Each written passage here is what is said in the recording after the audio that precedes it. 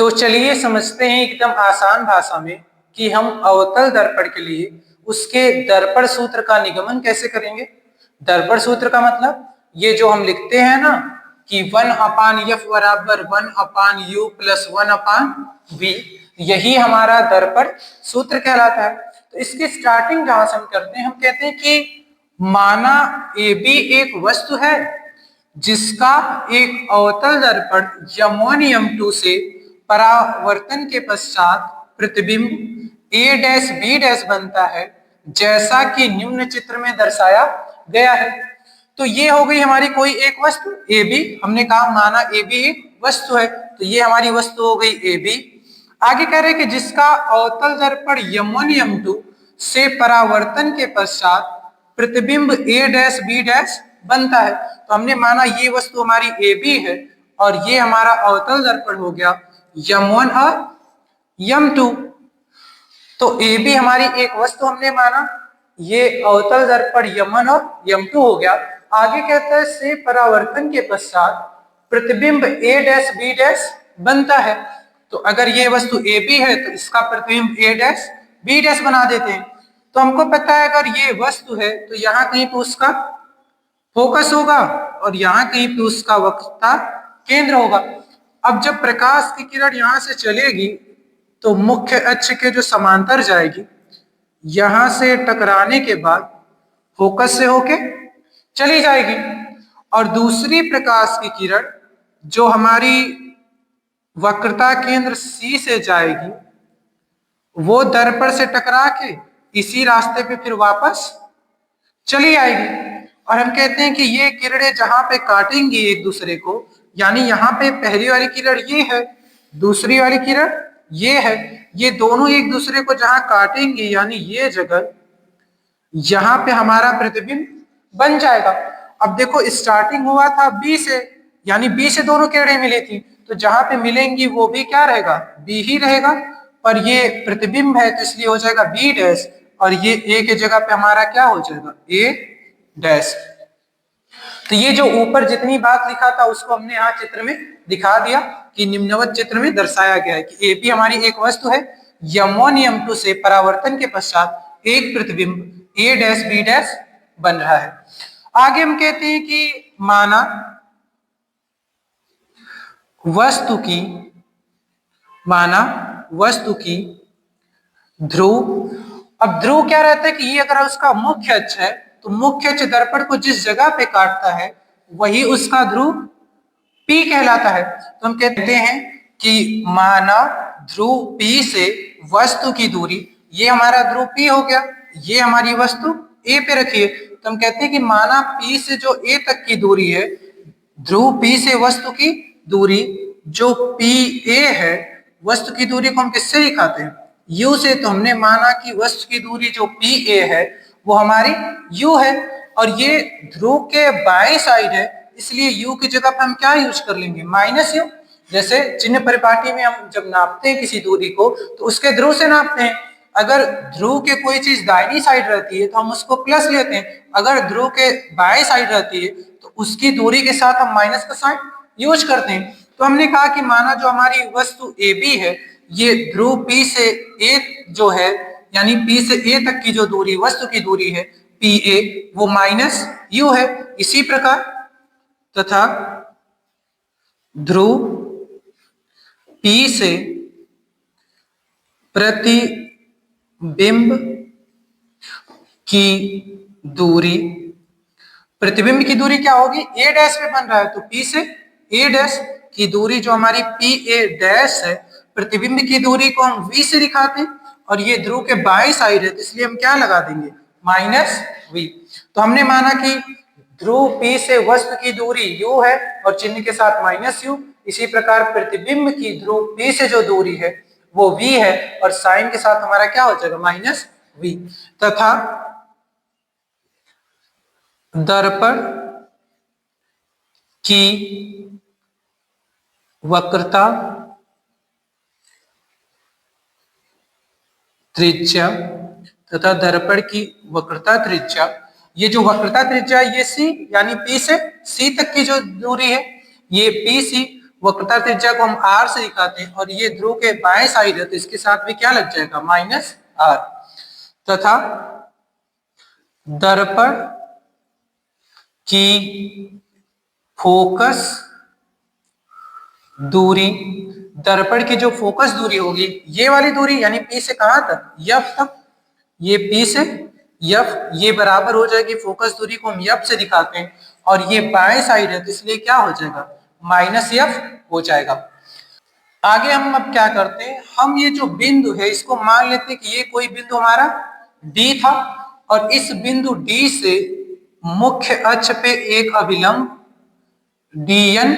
डालते हैं। यानी हमने कहा कि कोई जहां बिंदु पे टकराया था वो बिंदु D था और वहां से इस मुख्य अक्ष पे एक अभिलंब DN हम डालते हैं। तो यहां पे हम लिखेंगे अब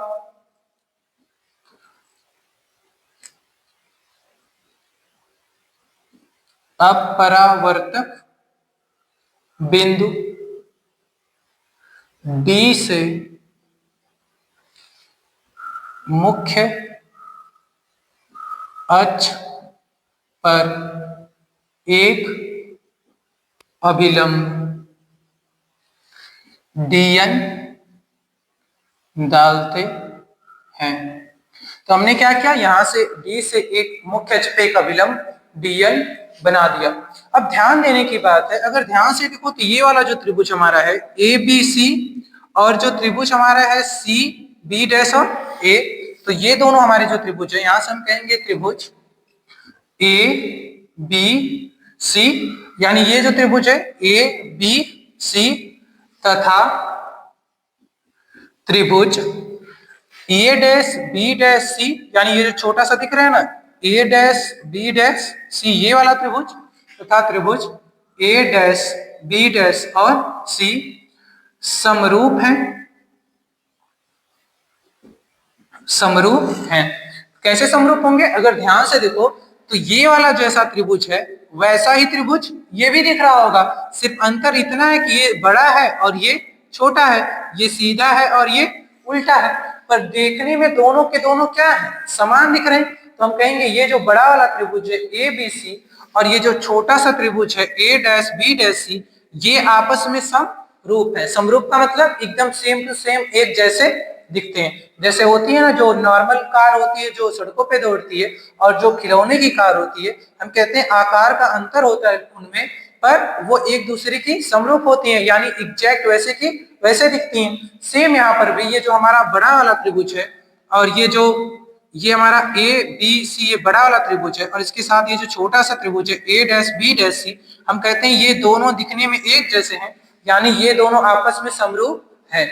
अब समरूप त्रिभुज होने से क्या फायदा होता है, अगर समरूप कोई त्रिभुज होगा तो वहां पे एक नियम काम करता है और वो नियम होता है कि उनकी जो संगत भुजाएं होती हैं उनका अनुपात बराबर होता है। इसका क्या मतलब है, इसका मतलब है कि इनकी जो संगत भुजाएं होंगी यानी AB, यानी जो हमारा समरूप त्रिभुज होंगे, अतः इसलिए ये जो AB बटे इसकी जो भुजा AB है इसके संगत यहाँ पे कौन है A डैश B डैश, यानी जो उसी की जैसी दिख रही हो, तो यहां से हम कहेंगे ये जो AB है बटे A डैश B डैश ये बराबर होगा, किसके बराबर होगा, ये जो भुजा CA है बटे इसके जो संगत इस त्रिभुज में है वो हो जाएगा CA डैश, और इसको हम नाम दे देते हैं समीकरण नंबर 1 का। इसी प्रकार त्रिभुज, अब देखो किसमें देखेंगे, जो हमारा त्रिभुज है कौन सा FDN, इसी प्रकार त्रिभुज FDN तथा त्रिभुज FA डैश B डैश तथा त्रिभुज FA डैश B डैश भी समरूप त्रिभुज है। ये वाले त्रिभुज में भी देखो ये जो हमारा है FN और D, ये जो बड़ा वाला त्रिभुज है और इसके साथ ये जो छोटा वाला त्रिभुज है A डैश और B डैश, यानी ये बड़ा वाला त्रिभुज और ये छोटा वाला त्रिभुज ये भी आपस में समरूप है, सेम टू सेम, जैसे ये दिख रहा है वैसे ये दिख रहा है, तो हम कहेंगे ये दोनों भी आपस में समरूप है। अगर ये समरूप होंगे तो यहाँ पर भी वही नियम काम करेगा कि इनकी संगत भुजाओं का अनुपात बराबर होगा। तो इसकी जो संगत भुजा होगी वो हो जाएगी हमारी dn, यानी ये बड़ी वाली भुजा इसके संगत अपान a डैश b डैश, और ये बराबर होगा किसके, जो ये भुजा है यानी हमारी हो जाएगा यफ यन बटे यफ से जो हमारी दूरी है a डैश की, यफ a डैश के। तो यहां से हमारा ये समीकरण आया था और यहां से हमारा ये समीकरण आया। एक चीज देखो, ये जो हमारा dn है, dn क्या है, यहां से लेके यहां तक की दूरी है। तो क्या ये जो dn है ये ab के बराबर होगा? जितना बड़ा ये dn है उतना ही बड़ा क्या है हमारा ab है। तो हम यहां से कहते हैं चूंकि ये जो dn है ये बराबर होता है ab के, यानी ये जितना बड़ा dn है उतना ही बड़ा हमारा ab भी होगा। तो हम कहते हैं ये dn बराबर है किसके, ab के। अतः यहां से जो हमारा dn है ये dn बराबर ab, ये वाली वैल्यू dn की उठा के अगर हम यहाँ पे रख दें तो dn के जगह पे क्या हो जाएगा ab। तो यहां से हमारा ये समीकरण जो चेंज हो जाएगा, dn के जगह जब हम ab रखेंगे तो ये हो जाएगा ab बटे a डैश b डैश, और ये बराबर हो जाएगा यफ n बटे यफ a डैश के। और इसको हम नाम दे देंगे समीकरण नंबर हमारा 2 का। अब पहले और दूसरे समीकरण में अगर ध्यान दोगे तो यहां कह रहा है कि ab upon a dash b dash बराबर है ca अपान ca डैश के। यहां कह रहा है कि ab upon a dash b dash बराबर है fn अपान fa डैश के। तो समीकरण 1 और 2 से हम क्या करते हैं, ये जो ab upon a dash b dash है इसकी वैल्यू है ca अपान ca डैश। तो इस ab upon a dash b dash की जगह हम ca अपान ca डैश लिख सकते हैं। तो यहां से हम आगे लिखेंगे समीकरण 1 तथा समीकरण 2 से। 1 और 2 से क्या हो जाएगा हमारा, इसकी जगह जब ये वैल्यू रख देंगे तो ये हो जाएगा ca बटे ca डैश, ये बराबर हो जाएगा हमारा यफ n बटे यफ a डैश के। और इसको हम नाम दे रहे हैं समीकरण नंबर 3 का। अब यहां से एक स्टेप हम आगे बढ़ते हैं और हम एक चीज और मानते हैं। हम कहते हैं यदि दर्पण का द्वारक बहुत छोटा हो तब, दर्पण का द्वारक बहुत छोटा हो इसका मतलब क्या है कि जैसे ये दर्पण में दिख रहा है ना काफी बड़ा सा, अगर ये दर्पण छोटा होता तो ये जो बिंदु डी है, जैसे मैं कहता हूं अगर दर्पण इतना ही बड़ा होता, यहां से चालू होता यहीं पे खत्म हो जाता, तो ये जो प्रकाश की किरण डी पे टकरा रही है वो डी पे ना टकरा के कहां टकराती, यहाँ पे टकराती। और अगर यहाँ पे टकराती तो यहाँ से जो हम अभिलंब खींचते तो ये यन यहाँ ना बन के यहाँ बनता। उसी प्रकार और छोटा रहता, अगर डी यहाँ टकराता, ये प्रकाश किरण यहाँ पे टकराती, तो जो हम जो अभिलंब खींचते वो लगभग किसके पास पहुंच जाता, इस पी के पास पहुंच जाता। और अगर ये यन पी के पास पहुंच जाता तो यप से जो दूरी यन की है वही दूरी यप से किसकी हो जाती है, हमारी पी की। जैसे ये यन अगर यहाँ पे चला जाएगा तो यप से जो यन की दूरी होगी वही दूरी हमारी यप से पी की भी होगी। तो हम कहते हैं यदि दर्पण का द्वारक बहुत छोटा हो तब बिंदु यन लगभग बिंदु पी पर होगा। यानी अगर बहुत छोटा होगा तो यन कहां चला जाएगा, पी पे। तो यहां से ये वाली जो दूरी है यप से जो यन की दूरी है, ये दूरी यहां से बढ़ के पी तक चली जाएगी। तो ये जो यफ यन है, ये जो हमारा यफ यन है ये बराबर हो जाएगा यफ और पी के। अब यहां से ये जो यफ एन बराबर हमारा यफ पी आया है, अगर इसकी वैल्यू हम उठा के समीकरण 3 में रख दें तो यहां से हमारा हो जाएगा यफ एन का मान समीकरण, ये जो हमारा समीकरण 3 है, समीकरण 3 में रखने पर जब इसका मान समीकरण 3 में रखेंगे तो ये हमारा हो जाएगा सी ए बटे सी ए डैश, और ये बराबर हो जाएगा हमारा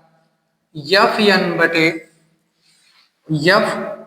ए डैश, और ये यफ एन की जगह पर हमने यफ पी लिखा है तो ये एन की जगह पे क्या हो जाएगा हमारा यफ पी। यानी Fn ये जो वैल्यू था यहाँ पे उठा के हमने क्या रख दिया, Fp को यहाँ पे रख दिया। अब आगे क्या हम करते हैं, इसको तोड़ते हैं। कैसे तोड़ेंगे, देखो यहाँ पे ऊपर Ca लिखा है। Ca क्या है हमारा, C से A। Ca की दूरी क्या होगी ये हमको सिंगल टर्म में नहीं पता है। जैसे P से A तक की दूरी क्या होगी, वस्तु की दूरी, वो हमें पता है। P से C तक की दूरी जो वक्रता त्रिज्या है वो हमें पता है। P से A डैश की जो दूरी प्रतिबिंब की दूरी है वो हमें पता है। और P से F की जो दूरी है, फोकस की दूरी है, वो हमें पता है। पर हमें C से A तक की दूरी नहीं पता है। तो इसलिए C से A तक को हम आगे तोड़ते हैं। और कैसे तोड़ते हैं, ये जो C से A तक है, क्या इसको हम ऐसे लिख सकते हैं कि P से A तक की दूरी नाप लें और इसमें से P से C तक की दूरी को घटा दें। तो यहाँ पे हम लिखते हैं ये जो CA है उसके जगह क्या लिखेंगे, P से A तक की दूरी, यानी ये जो पूरी दूरी है यहाँ से लेके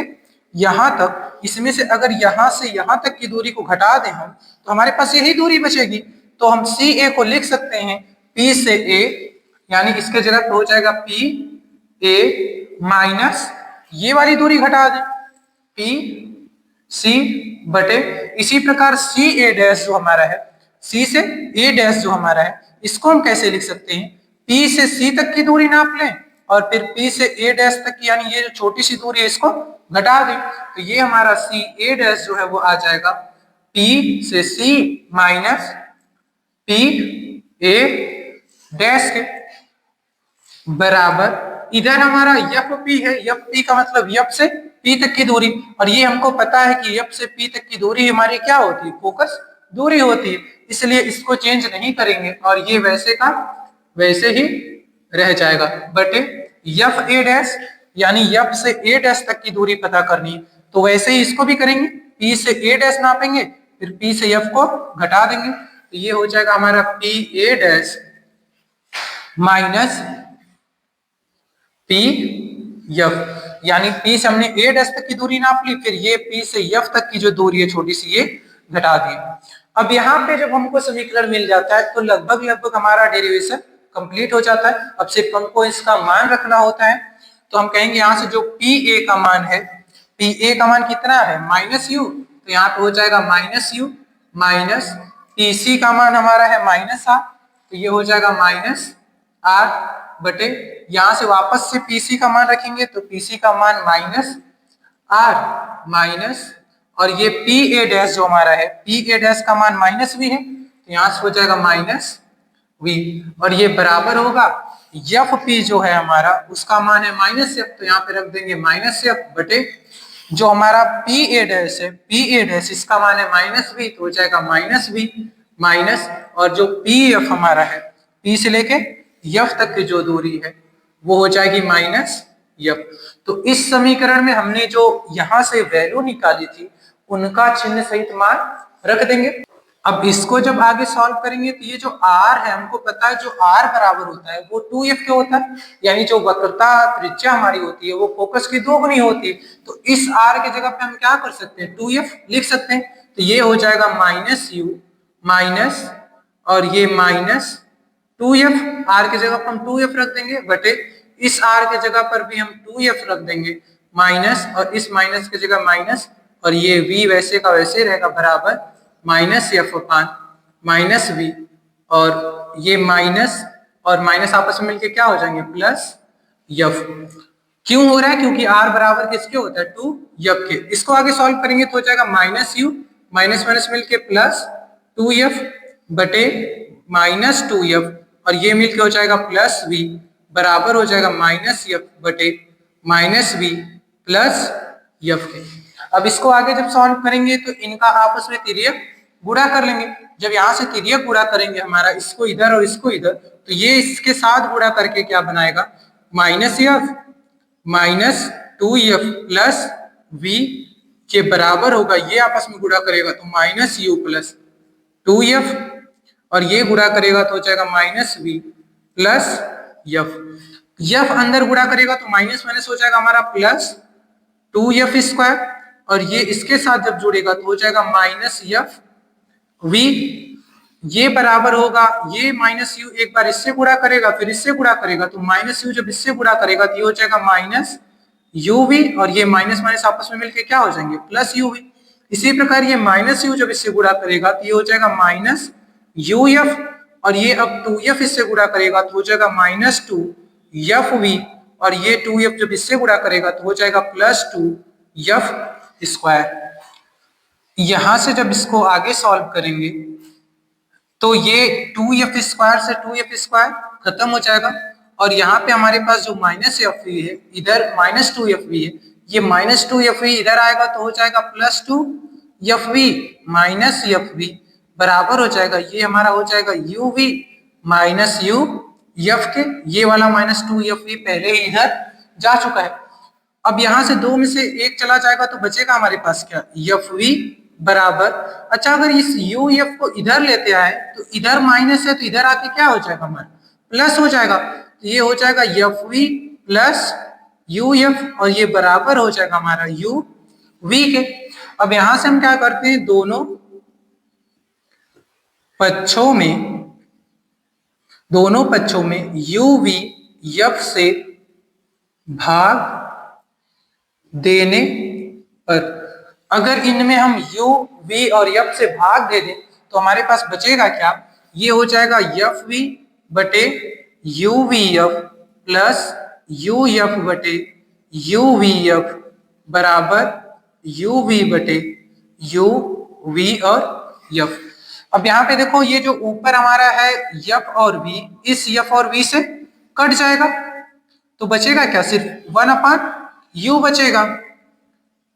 प्लस यहाँ क्या बचेगा, ये जो यू एफ है इस u और इस एफ से कट जाएगा तो बचेगा सिर्फ v, यानी 1/v बराबर इधर क्या बचेगा, ये uv से ये uv कट जाएगा और बचेगा हमारे पास सिर्फ f, यानी 1/f।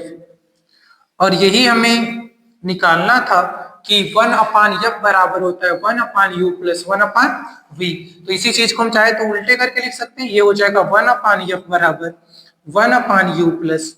1/v, जो कि हमारा दर्पण का सूत्र है, और इसी सूत्र का हमें निगमन करना था।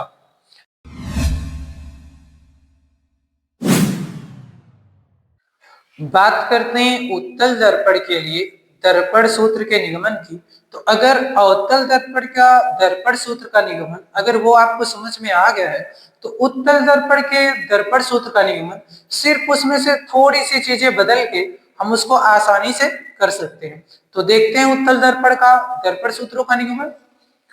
तो यहाँ पर भी वही हम करते हैं, हम कहते हैं कि माना ए बी एक वस्तु है जिसका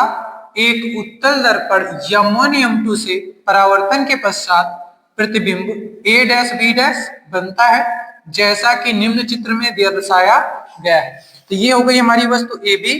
और ये हो गया हमारा उत्तल दर्पण m1 और m2। इससे परावर्तन के पश्चात हमारा प्रतिबिंब a डैश b डैश बनता है। तो कैसे बनेगा, यहां से हमको पता है अगर मुख्य अक्ष के समांतर कोई प्रकाश की किरण जाएगी तो टकराने के बाद वो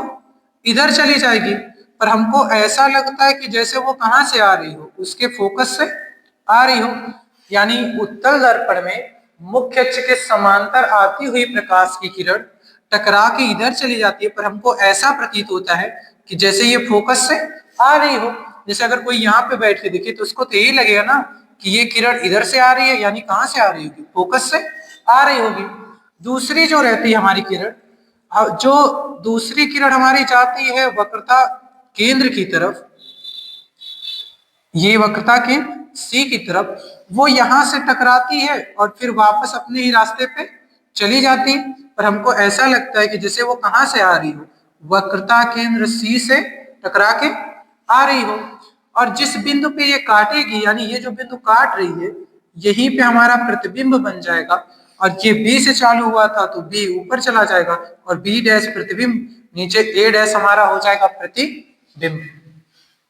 तो हमने जो ऊपर लाइन लिखी थी उसी का नीचे चित्र बना दिए। हमने कहा कि माना ए बी एक वस्तु है, तो ए बी एक वस्तु है जिसका एक उत्तल दर्पण m1 m2, ये रहा उत्तल दर्पण m1 m2 से परावर्तन के पश्चात प्रतिबिंब a डैश b डैश बनता है। तो उससे परावर्तन हमने कराया और एक प्रतिबिंब बना दिया a डैश और b डैश। इसके बाद जैसे अवतल में हम करते थे, हम कहते थे माना ध्रुव P से वस्तु की दूरी पी ए, तो ये हो गया हमारा ध्रुव पी। यहां से वस्तु की दूरी ए, ये वाली दूरी की बात कर रहा है पी से ए तक की दूरी, ये दूरी हमारी क्या है u, और ये ध्रुव के बाएं साइड है तो क्या हो जाएगा माइनस u। इसी प्रकार ध्रुव P से प्रतिबिंब की दूरी, ध्रुव से ही हर दूरी को हम नापते हैं इसीलिए हम बार बार किसका यूज कर रहे हैं P का,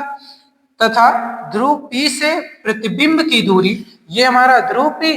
प्रतिबिंब की जो दूरी है पी ए डैश, प्रतिबिंब की दूरी को हम V से लिखते हैं, और इस बार ये जो पी ए है ये ध्रुव के दाहिने साइड है तो क्या हो जाएगा हमारा प्लस V। इसी प्रकार दर्पण की वक्रता त्रिज्या पी सी, यानी ये P से लेके जो C तक की दूरी है R,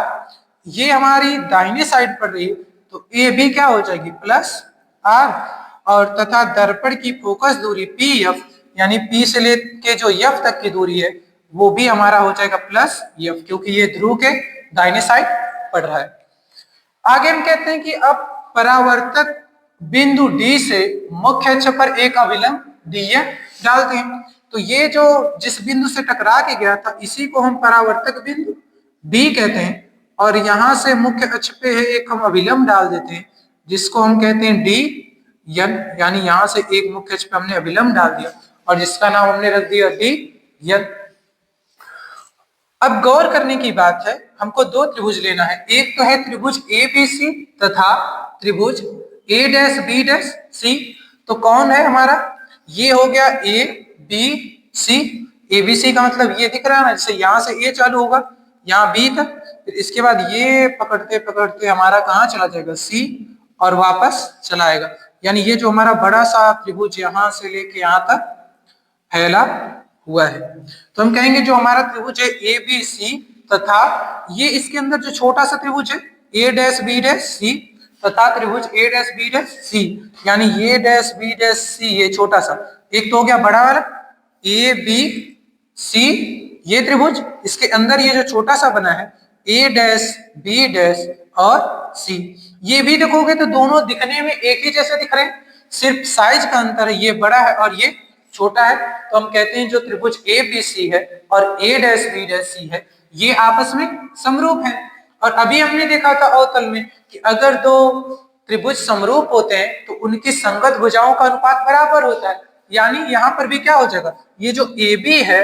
इसकी भुजा AB बटे इसकी जो भुजा A डैश B डैश है, यानी AB upon A dash B dash, वो बराबर होगी किसके, जो इसकी संगत भुजा है AC, यानी इस त्रिभुज का आधार AC या इसी को हम CA लिखते हैं, वो बटे जो इस त्रिभुज की भुजा है CA डैश बटे CA डैश के। इसी प्रकार हम कहते हैं एक और दो त्रिभुज है, कौन कौन से त्रिभुज, FDN दिख रहा है, ये हो गया F, और ऐसे पकड़ते पकड़ते D तक और वापस आएंगे तो N तक, ये जो त्रिभुज हमारा है FDN तथा त्रिभुज FA डैश B डैश, वो कहाँ पे, ये छोटा सा FA डैश B डैश, यानी एक बड़ा FND ये बड़ा वाला त्रिभुज, और इसके अंदर ये जो छोटा सा बना है FA डैश B डैश, ये दोनों भी दिखने में सेम टू सेम एक ही जैसे हैं, सिर्फ आकृति का अंतर है, तो हम कहेंगे ये दोनों भी आपस में समरूप हैं, यानी त्रिभुज FD ये जो FDN है तथा त्रिभुज FA डैश B डैश भी समरूप हैं। अगर ये भी समरूप होंगे तो इनकी भी जो संगत भुजाएं हैं उनका अनुपात समान होगा। तो इसकी जो संगत भुजा है वो है हमारी DN, तो DN हो गया बटे इसके संगत जो यहाँ पे A डैश B डैश, ये बराबर होगा इसका जो संगत भुजा है FN, यानी जो इसका आधार है FN बटे इसका जो आधार है FA डैश के। अब फिर से वही हम करते हैं जो हम अवतल में करते थे, क्योंकि ये जो DN हमारा है ये किसके बराबर है, AB के,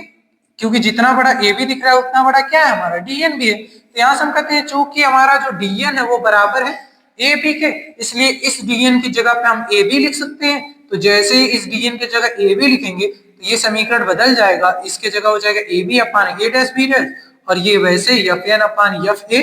डैश हो जाएगा। अब समीकरण 1 और 2 से हमें क्या दिखता है कि यहाँ पे कह रहा है कि AB upon A dash B dash बराबर है CA अपान CA डैश के, और यहाँ कह रहा है कि AB upon A dash B dash बराबर है FN अपान FA डैश के। तो यहाँ जो A B upon A dash B dash है,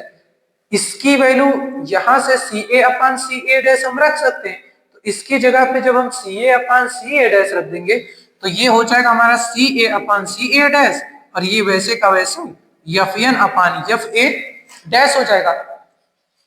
आगे हम कहते हैं यदि दर्पण का द्वारक बहुत छोटा हो, वही वाली बात जैसे पिछले में कहते थे कि अगर ये दर्पण का द्वारक बहुत छोटा हो, यानी अगर ये लेंस जो हमारा दर्पण है ये इतना बड़ा ना हो कि अगर इतना छोटा होता, यानी यहाँ से चालू होता यही खत्म हो जाता, तो ये जो प्रकाश की किरण यहाँ टकराई है वो यहाँ टकरा के यहाँ टकराती, और अगर यहाँ टकराती तो ये बिंदु डी यहाँ पे होता, और यहाँ से जब हम अभिलंब खींचते तो वो कहीं यहाँ पे यन बनाता, यानी ये जो यन है ये एकदम पी के पास पहुंच जाता। तो उसी को हम कहते हैं ये दर्पण का द्वारक बहुत छोटा हो तब बिंदु यन लगभग बिंदु पी पर होगा, यानी यन एकदम पी के पास होगा। और अगर ये यन पी के एकदम पास हो, जैसे ये जो यन है यहाँ से हट के यहाँ आ जाए, तो यप से जो यन की दूरी होगी वही दूरी हमारी यप से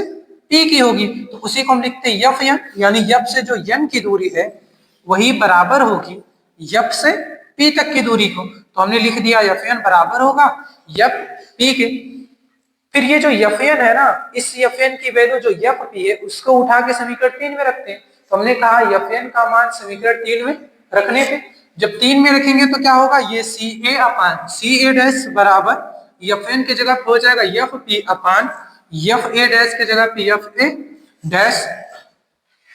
अब वही फिर समस्या है कि सी ए की वैल्यू हमें नहीं पता है, जैसे सी और ए ये इतना बड़ा है, पर हमको यहाँ से P A dash P C और पी एफ की वैल्यू पता है। तो हम सी ए अगर ये दूरी निकालनी है तो इसको इसके घटकों के रूप में तोड़ देते हैं। तो कैसे तोड़ते हैं, ये जो सी ए है सी यहाँ से लेके यहाँ तक है, अगर देखोगे तो इसको हम दो दूरी में तोड़ सकते हैं। सी से ए को पहले सी से पी तक नाप ले, यानी ये वाली दूरी प्लस पी से ए तक की दूरी के, यानी सी ए बराबर हम लिख सकते हैं ये जो पी सी है प्लस पी ए के। तो यहाँ से जो हमारा सी ए है ये बराबर हो जाएगा, सी ए के जगह पे हम क्या लिख देंगे, पी से लेके सी तक की दूरी प्लस पी से लेके ए तक की दूरी। बट इसी प्रकार ये जो सी ए डैश है, हमारा सी ए डैश कहाँ पे है, ये सी से ए डैश यानी ये वाली दूरी। तो ये वाली दूरी हम कैसे निकालेंगे, तो हम पी से सी तक की दूरी निकाल लेंगे, फिर इसमें से घटा देंगे पी से ए डैश की दूरी। तो यहाँ से हमारा जो सी ए डैश है वो बराबर हो जाएगा पी सी माइनस पी से ए डैश की दूरी के, और ये बराबर हो जाएगा एफ पी। एफ से लेके पी तक की दूरी हमें पता है क्या होती है, फोकस दूरी एफ होती है, तो इसको वैसे का वैसे ही रहने देंगे बटे एफ ए डैश, यानी ये वाली दूरी एफ से ए डैश ये वाली जो दूरी है इसको हम कैसे निकालेंगे, पी से एफ नाप लेंगे और ये वाली दूरी घटा देंगे। तो ये हो जाएगा हमारा पी से एफ तक की दूरी माइनस जो हमारा पी से ए डैश की दूरी है। अब यहां तक करने के बाद अब हमको इसमें सिर्फ और सिर्फ इनका चिन्ह सहित मान रखना है। तो पीसी की जगह पे हमारा हो जाएगा प्लस आर, तो ये हो जाएगा plus R plus P A के जगह पे हमारा हो जाएगा माइनस यू, तो ये हो जाएगा माइनस यू बटे पीसी की जगह पे हमारा हो जाएगा plus R minus P A dash के जगह पे हमारा हो जाएगा वी माइनस वी, और ये बराबर होगा एफ पी की जगह पे हो जाएगा एफ पी लिखो चाहे पी एफ लिखो बात एक ही है, इसके जगह पे हो जाएगा एफ बटे ये जो पी एफ है इसके जगह पे वापस से वही F minus P A dash की वैल्यू हमारी कितनी है प्लस वी, और ये माइनस मिलकर उसको माइनस कर देगा। अब हमको पता है कि आर जो होता है वक्रता त्रिज्या आर वो बराबर होता है 2f के, तो यहाँ पे हम r की जगह पे क्या लिख सकते हैं 2f। तो जैसे ही r की जगह पे यहाँ पे हम 2f लिखेंगे तो ये हो जाएगा 2f माइनस यू बटे ये भी हो जाएगा 2f माइनस वी, और ये बराबर होगा f upon f minus V के। अब यहाँ से इसको सॉल्व करेंगे तो तिर्यक गुणा कर देंगे, तो जब तिर्यक गुणा इसका करेंगे तो ये f इसके साथ जब गुणा करेगा तो ये हो जाएगा f 2f माइनस वी बराबर ये गुणा करेगा तो f minus V into 2f minus U के, ये गुणा करेगा तो हो जाएगा 2f स्क्वायर माइनस vf बराबर ये f गुणा करेगा तो हो जाएगा 2f स्क्वायर, f इससे जाके गुणा करेगा तो माइनस uf, ये वापस गुणा करेगा तो हो जाएगा माइनस 2vf, और ये माइनस इससे गुणा करेगा तो प्लस हो जाएगा u v के। अब देखो यहाँ से 2f² और इधर भी 2f², तो ये खत्म हो जाएगा और हमारे पास बचेगा क्या, ये जो -2vf है इसको अगर हम इधर भेज दें तो ये हमारा हो जाएगा +2vf माइनस vf और ये बराबर हो जाएगा यहाँ पे जो हमारा है uv और ये है हमारा -uf के। यहां से इसको घटाएंगे तो 2 में से जाएगा तो आ जाएगा हमारा vf और ये -uf को अगर इधर भेज देंगे तो ये हो जाएगा +uf और ये बराबर होगा uv के। अब फिर वही करते हैं क्या, दोनों पक्षों में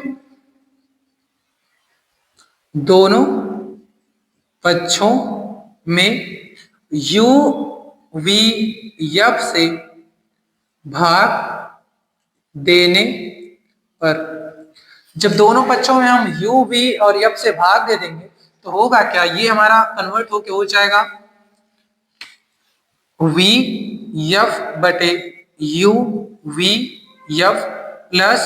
uf बटे uvf बराबर, इसमें भी भाग दे देंगे uv अपान uvf। अब यहां से v से v कटेगा, f से f बचेगा u तो हो जाएगा 1 अपान u प्लस uf से uf कटेगा बचेगा v यानी 1 अपान v बराबर uv से uv कटेगा बचेगा 1 अपान f। और यही चीज हमको निकालनी थी कि 1 अपान f बराबर होता है 1 अपान u प्लस 1 अपान v के, या इसी चीज को हम चाहे तो उल्टे करके लिख सकते हैं कि 1 अपान f बराबर होता है 1 अपान u प्लस 1 अपान v के। तो इस प्रकार से अगर हमसे उत्तल दर्पण का दर्पण सूत्रों का निगमन करने को पूछेगा तो इस तरह से यहाँ से हम करेंगे, स्टार्टिंग से वही जैसे अवतल में करते थे। माना ए भी एक वस्तु है जिसका परावर्तन के पश्चात प्रतिबिंब a डैश b डैश बनता है, फिर इसको हम चित्र बना के दिखाएंगे कि ए भी हमारी वस्तु है जिसका a डैश b डैश बन रहा है। फिर वस्तु की दूरी, प्रतिबिंब की दूरी, वक्रता त्रिज्या और फोकस दूरी, इनका चिन्ह सहित मान निकालेंगे और फिर यहाँ D से इस पे एक अभिलंब डालते हैं और फिर दो त्रिभुज लेते हैं, एक ये बड़ा वाला के साथ ये छोटा वाला, फिर ये वाले के साथ ये छोटे वाला, और इनको समरूप दिखाते हैं और सॉल्व करते हैं। हमारा ये इक्वेशन आता है, बाद में उसको तोड़ते हैं और फिर यहाँ से जब हम मान रखते हैं तो गुणा गणित करने के बाद लास्ट में हमारा दर्पण सूत्र आ जाता है।